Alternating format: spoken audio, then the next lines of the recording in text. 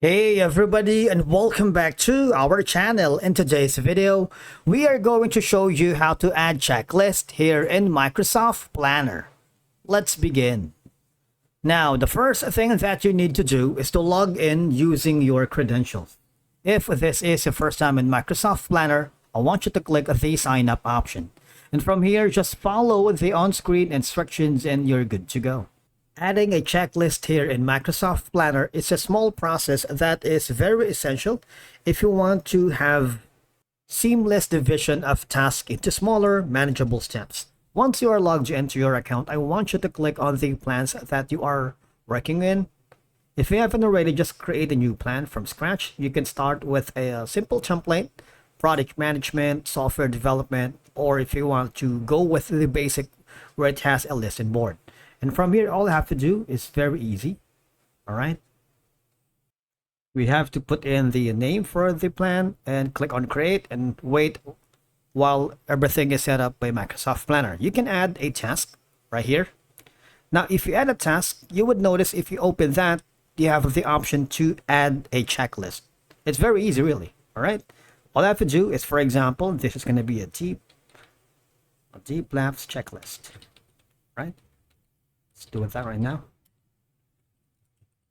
And it's very important to click this option right here. All right. And again, you can add another item that you want. For example, production level.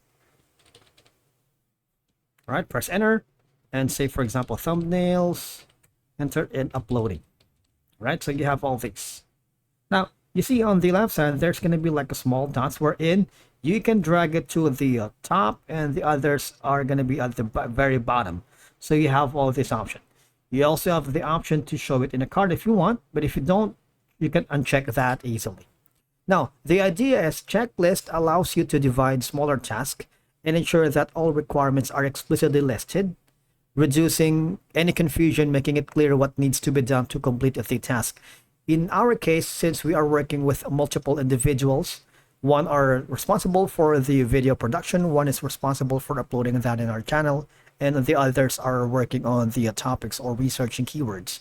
So it's very important to let the team members prioritize and check off specific steps, making it easier to stay organized and manage our time effectively. All right, using checklist in Microsoft Planner helps keep project organized, especially in our case.